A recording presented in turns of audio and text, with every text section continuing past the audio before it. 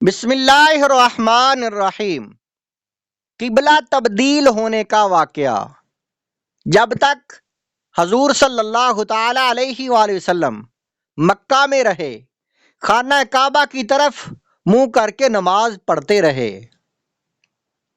مگر ہجرت کے بعد جب آپ مدینہ منورہ تشریف لائے تو خداوند تعالیٰ کا یہ حکم ہوا کہ آپ اپنی نمازوں میں بیت المقدس کو اپنا قبلہ بنائیں۔ چنانچہ آپ 16 یا 17 مہینے تک بیت المقدس کی طرف رخ کر کے نماز پڑھتے رہے، مگر آپ کے دل کی تمنا یہی تھی کہ کعبہ ہی کو قبلہ بنایا جائے۔ چنانچہ آپ اکثر آسمان کی طرف چہرہ اٹھا اٹھا کر اس کے لیے وحی الہی کا انتظار فرماتے رہے، یہاں تک کہ ایک دن اللہ تعالیٰ نے اپنے حبیب صلی اللہ تعالی علیہ وآلہ وسلم کی قلبی آرزو پوری فرمانے کے لیے قرآن کی یہ آیت نازل فرما دی۔ قد نرا تقلب وجہک فی السماء فلنولینک قبلۃ ترضاھا فولی وجہک شطر المسجد الحرام۔ سورۃ بقرہ۔ ہم دیکھ رہے ہیں بار بار آپ کا آسمان کی طرف منہ کرنا، تو ہم ضرور آپ کو پھیر دیں گے اس قبلہ کی طرف جس میں آپ کی خوشی ہے۔ تو ابھی آپ پھیر دیجئے اپنا چہرہ مسجد حرام کی طرف۔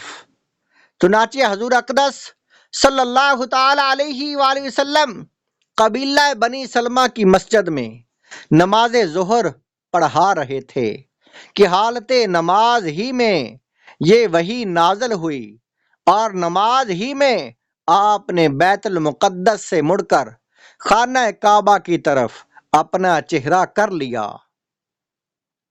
اور تمام مقتدیوں نے بھی آپ کی پیروی کی۔ اس مسجد کو جہاں یہ واقعہ پیش آیا مسجد قبلتین کہتے ہیں، اور آج بھی یہ تاریخی مسجد زیارت گاہ خواص و عوام ہے جو شہر مدینہ سے تقریباً 2 کلومیٹر دور جانب شمال مغرب واقع ہے۔ اس قبلہ بدلنے کو تحویل قبلہ کہتے ہیں۔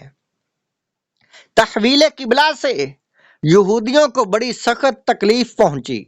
جب تک حضور صلی اللہ تعالی علیہ وآلہ وسلم بیت المقدس کی طرف رخ کر کے نماز پڑھتے رہے تو یہودی بہت خوش تھے اور فخر کے ساتھ کہا کرتے تھے کہ محمد صلی اللہ تعالی علیہ وآلہ وسلم بھی ہمارے ہی قبلہ کی طرف رخ کر کے عبادت کرتے ہیں۔ مگر جب قبلہ بدل گیا تو یہودی اس قدر برہم اور ناراض ہو گئے کہ وہ یہ تانا دینے لگے کہ محمد صلی اللہ تعالی علیہ وآلہ وسلم چونکہ ہر بات میں ہم لوگوں کی مخالفت کرتے ہیں، اس لیے انہوں نے محض ہماری مخالفت میں قبلہ بدل دیا ہے۔ اسی طرح منافقین کا گروہ بھی طرح طرح کی نکتہ چینی اور قسم قسم کے اعتراضات کرنے لگا، تو ان دونوں گروہوں کی زبان بندی اور دہن دوزی کے لیے خداوند کریم نے یہ آیتیں نازل فرمائیں۔ سَيَقُولُ السُّفَهَاءُ مِنَ النَّاسِ مَا وَلَّاهُمْ عَنْ قِبْلَتِهِمُ الَّتِي كَانُوا عَلَيْهَا قُلْ لِلَّهِ الْمَشْرِقُ وَالْمَغْرِبُ يَهْدِي مَن يَشَاءُ إِلَى صِرَاطٍ مُّسْتَقِيمٍ وَجَعَلْنَا الْقِبْلَةَ الَّتِي كُنتَ عَلَيْهَا إِلَّا لِنَعْلَمَ مَن يَتَّبِعُ الرَّسُولَ ممن ينقلب على عقبيه وإن كانت لكبيرة إلا على الذين هدى الله۔ سورۃ بقرہ۔ اب کہیں گے بے وقوف لوگوں میں سے کس نے پھیر دیا مسلمانوں کو ان کے اس قبلہ سے جس پر وہ تھے؟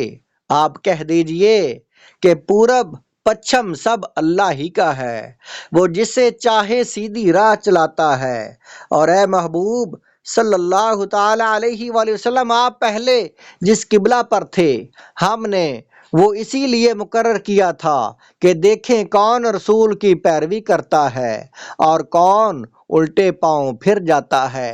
اور بلا شبہ یہ بڑی بھاری بات تھی، مگر جن کو اللہ تعالیٰ نے ہدایت دے دی ہے ان کے لیے کوئی بڑی بات نہیں ہے۔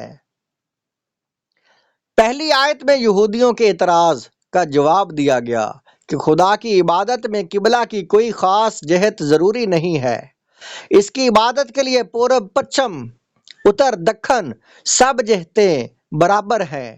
اللہ تعالیٰ جس جہت کو چاہے اپنے بندوں کے لیے قبلہ مقرر فرما دے، لہٰذا اس پر کسی کو اعتراض کا کوئی حق نہیں ہے۔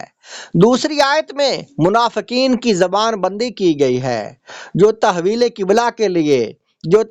قبلہ کے بعد ہر طرف یہ پروپوگنڈا کرنے لگے تھے کہ پیغمبر اسلام تو اپنے دین کے بارے میں خود ہی متردد ہیں، کبھی بیت المقدس کو قبلہ مانتے ہیں، کبھی کہتے ہیں کہ کعبہ قبلہ ہے۔